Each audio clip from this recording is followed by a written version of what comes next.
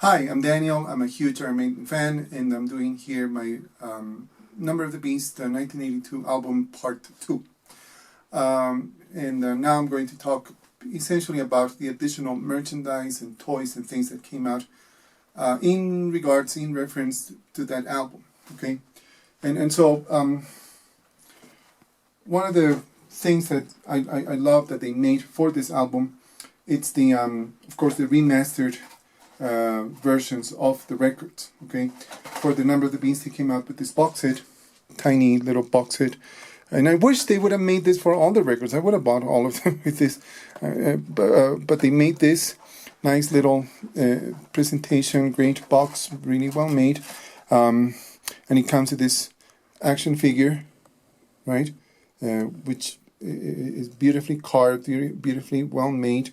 I love the materials that they use for these toys. It's very sturdy. It's extremely detailed, and they're nice. They're really nice display pieces, and one of the best things that they came up with. You know, all of these figures, they resemble a lot Eddie from the Legacy of the Beast video game. The record comes with, the box set comes with the CD, with the digipack version of the Number of the Beast, and it comes with this patch, okay, which I'm probably never going to use, and images of the little demon thing, resembling again the game Legacy of the Beast. As I had said in the previous video, I absolutely love the sound of this. If you don't collect particularly the toys or anything, picking up the remastered version of these records, it's a must thing. Okay, of all the many versions that they've had of the CDs, having this, if you're not planning to be a huge Star Wars collector, Iron Maiden collector, this is a great thing to have. Another thing is this lunchbox made by NECA. Okay, this was made in 2004 or something like that, and it comes with a thermos. Very sturdy, very well made, very strong, very typical of the lunch boxes that were very common well until the end of the 1980s. This one, in comparison to the other ones, it's a little bit different because it's embossed. You know, the image of Eddie here is a little bit higher to the touch. Really well made. I love this thing. I actually traveled with this thing. I even drank coffee in the thermos. It's not that exotic or different or difficult or hard to find. You could pick it up on eBay, and it's not that expensive. Similar to the Eddie that comes with the remastered box set, there's this Eddie. They made these box sets for some of the figures for the Legacy of the Beast series. Okay, and I like this one a lot. Okay, I like the base, of course, that has more detail. It has like little pieces of rock and fire and so on. And here we also have a tiny image of the demon. I think this is the only image they made of that character from the game. The one thing I don't like about this is that because it comes in this box, you can't open it. I mean, you could open it, of course, but if you open it, a lot of the value would be lost. That's why I like the Funko pieces, because the Funko pieces, you could remove them out of the box, you could put them back in, and nothing happens, And I particularly like this one that comes also with the little demon, and it's very cute, very tiny demon. It's just fun. It's just a funny, nice piece, like everything that Funko makes. And what I like about them is that, they're silly and stupid, and just, it's the band not taking themselves seriously, reminding us that this is just music, it's just for fun. If you are looking for any other special, deeper, darker meaning to it, I don't know. In comparison to the Iron Maiden and Killers figures, this one comes with an image that matches a little bit more some of the artwork that we see in Run to the Hills and the Number of the Beast, which is good. I like that very much. Then there are these action figures that came out from Reaction. There's this one of the demon, of the beast. Okay, I think this is the first time or the only time in which this little demon is referred to as the beast. They never actually had a name for it that I know of. Maybe you could correct me. Of course, I mean, it's in reference to the number of the beast. Okay, I get it. But they never had a name for it. That's the point that I'm trying to make.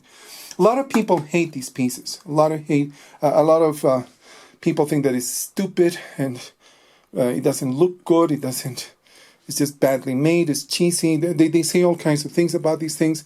But I think that a lot of people are missing the point. They made these things to appear to be vintage, to resemble a little bit the original Star Wars figures. You know, here this is a vintage Star Wars figure, and you know the presentation is extremely similar. You know, the size of the cardboard and everything is pretty much the same. You know, the position of the piece and everything is very, very similar. Okay, now the Star Wars toys, they didn't have much movement. They only had like 4 or 5 points where you could move the arms, the legs, you know, the head. It's pretty much the same thing. I mean, it's meant to be a goof. It's meant to be something funny, something that resembles. Let's imagine if Iron Maiden would have released this in 1982, this is what it would have looked like. You know, that's what they were going for. And I think they did a great job of it, and I love that. Another very interesting, great thing that they had is the masks that they made. These are made by Trick or Treat, which is an American company, and these are or they're still available on the Iron Maiden website. So here's the mask of the demon. This mask comes with hair, you know, and it comes with these funny long mustaches, you know, and they have like a little bit of wire, which is kind of tricky to have it positioned, you know. But it's another funny, interesting, cute little piece that they made. If you plan to collect the masks, you need to think of having a lot of space available for your masks. Also from NECA, there's this Eddie from The Number of the Beast, and I have to say, of all the Iron Maiden toys, this one is probably my second favorite. My favorite one is the Somewhere in Time Eddie. Okay, this one is my second favorite Iron Maiden toy. I like it so much because it's so well articulated. It has so many moving pieces. You know, the ankles move, the feet actually move, the knees move. You know, the hips, the arms, the wrists. You know, it has a lot of movement. Okay, and the face of Eddie, the carving of it, the detail of it. I mean, you could even move the head to different positions, you know. It's such a well-made piece. Not to mention, like, the clothing that they added to it, the detail of it, these jeans. It's just so great. It's so well-made, you know. They didn't need to make this torn-out T-shirt. I mean, even in the cover of The Number of the Beast, Eddie doesn't have a torn out T-shirt or torn out jeans for that matter. But again, I love this Eddie. It's really one of my favorite things. It's just really well made, and it's my second favorite Iron Maiden toy. You know, and this one came with the little demon. And unfortunately, one time that I moved, one time too many apparently. I lost the little trident thing that he had, but I like the Eddie, the demon here that they have.